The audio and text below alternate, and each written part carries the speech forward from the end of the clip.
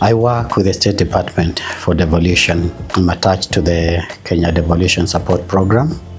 That is the second program where I'm serving as the specialist for intergovernmental relations.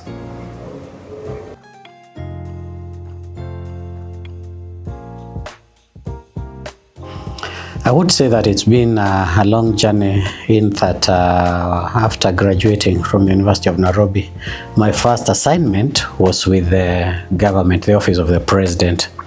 One of the departments there called the National Registration Bureau, where I worked as a registrar of persons.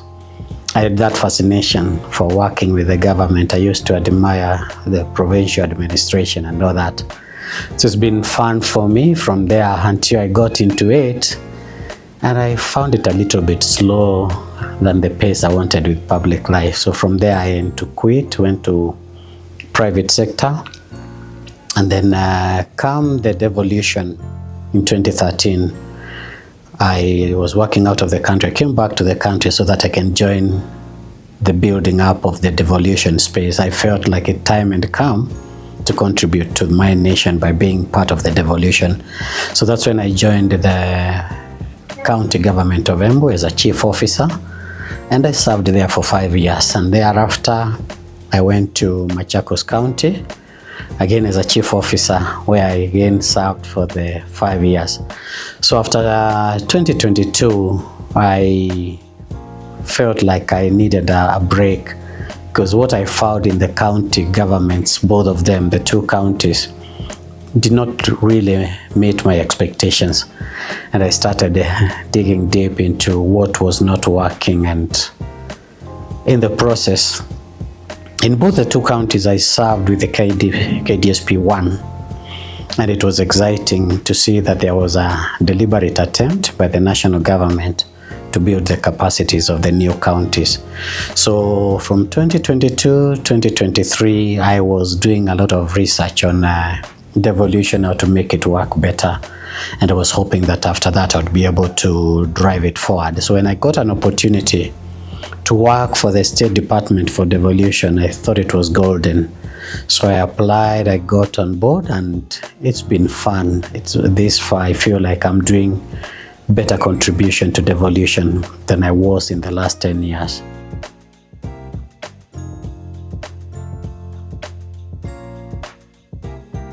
Intergovernmental relations, if you look at it in terms of the fact that devolution has just been around, we are talking about the last 12 years when it has been practical, although 15 years in terms of the written word. But if you look at it as being that young, then most of us in the public service that have been there before that may not even have a clue what is it about, why it is needed. So it's a very good question.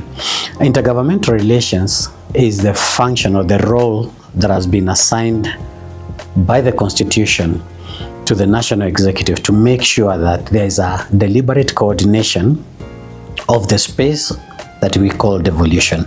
And that entails managing the relationships that are intergovernmental between the county governments and the national governments.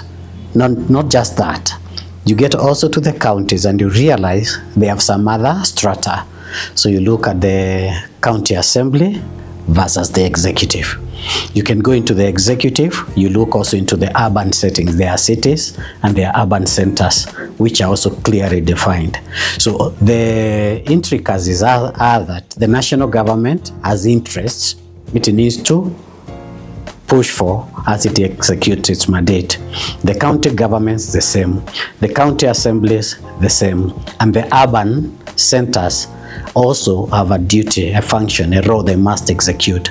So when everybody is pulling towards themselves, as they say in Swahili, mwamba ngoma huvuta kwake, there is definitely going to be conflict. You'll find the national government executing county functions. The counties as well might try to execute the national government roles.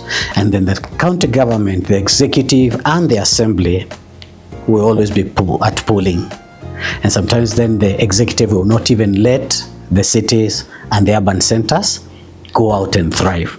So the IGR, the Intergovernmental Relations, is to make sure whenever there are those discrepancies, when the conflict comes in, we go in, we are able to resolve that, and then the devolution space becomes harmonious.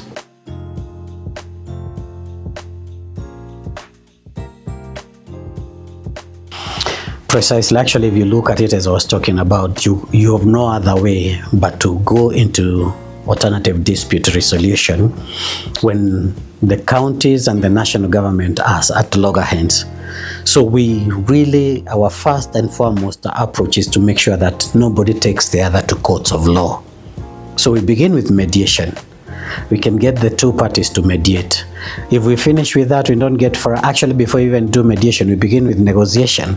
Oh, why are you at loggerheads? So you hear every party, you negotiate, you can come to an agreement.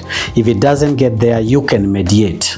Get somebody that is neutral, come between, tell the two parties and see whether it gets resolved. And if that doesn't work, you still go to the final level where you do arbitration. So by the time you're done with the ADR, you save money, you save relationships, and then the two levels of government realize that actually they should be working together in collaboration.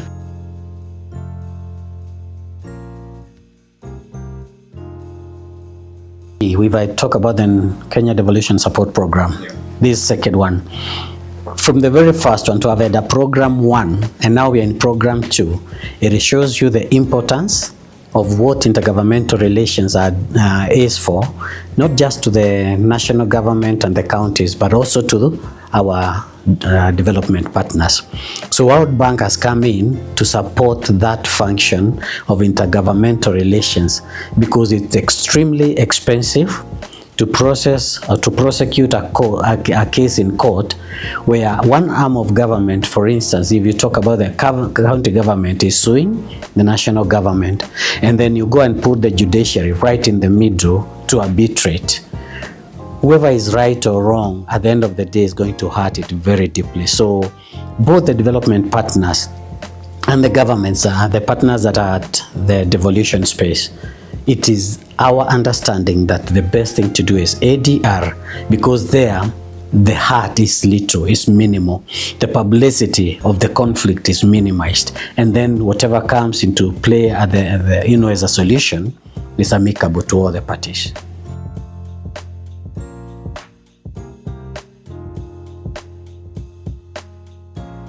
Of course, the challenges are very, very frequent because there have been those times where all the parties that I mentioned will take the intergovernmental relations not as a platform for creating harmony, but as a club for striking the opponent.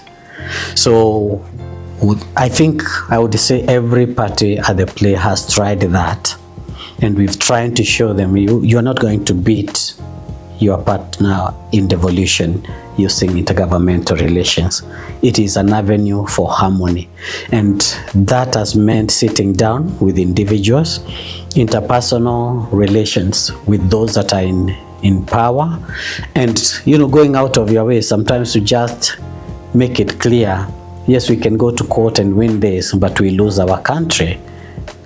And those negotiations have been very difficult because they can take forever, because everybody wants to justify that person is they aggrieved and this person is the aggressor.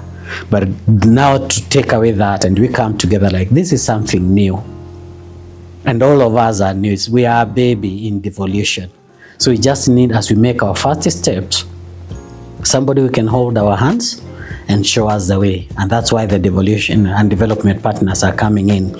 If they have done this before, they hold our hands and they help us achieve our goals.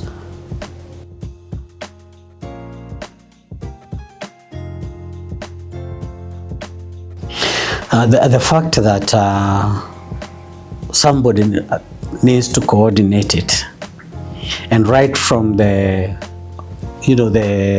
Constitution, that mandate is given to the executive at the national government.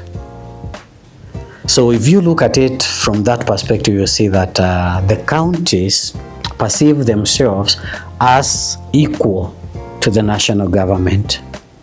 And the national government, because it's been given that mandate by the Constitution, trying to implement it, is lording over the counties. So even in the, the purest way of implementing the mandate, the national government is already looked at suspiciously. We were equal. If you've listened before, we used to talk about 47 governments plus one. That talk has gone down a little bit when we have understood about our collaborative approach to devolution. And I think as we keep singing that, we start seeing that we are actually one Kenya and not about the 2 or 48 levels of government.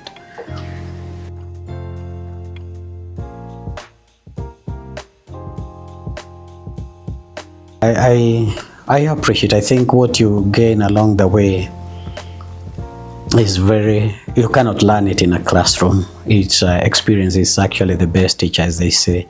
And I would say that the biggest thing that I've learned is the importance of appreciating the present.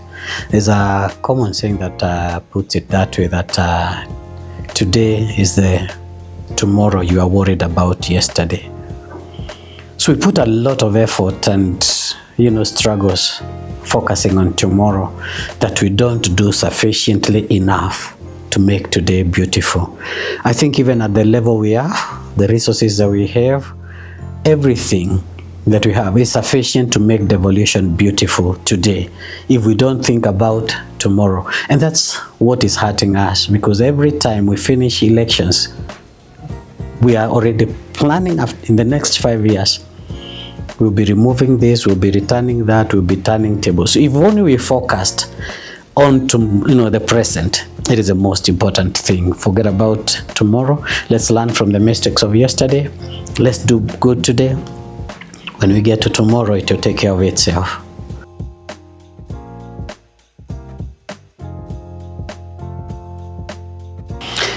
I think I began by saying that it is the most fulfilling thing compared to the 10 years that I've worked at the county level as a senior member of the executive. I couldn't do much at that point, but now at the KDSP II, I'm a neutral party, right in the middle. I can look up at the national government and advise technically, and I can look up to the county governments that advise technically, and everybody will feel I'm not leaning on either side. So it's a really beautiful platform that KDSP II is giving me.